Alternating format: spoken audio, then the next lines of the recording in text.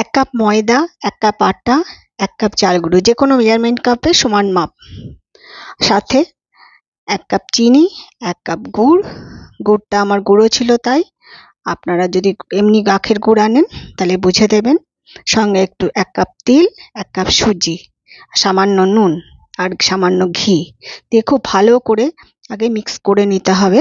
নেওয়ার পরে একদম অল্প জল, আর যদি এমনি গুড় হয়, আখের গুড় দোকানের হয়, তাহলে যেটা জল গুড়, তাহলে জল দেবেন না, আগে ভালো করে মাখবেন, মেখে একটা টাইট ডো বানিয়ে নেবেন, একদম টাইট ডো। ব্যাস, এই জাস্ট এরকম।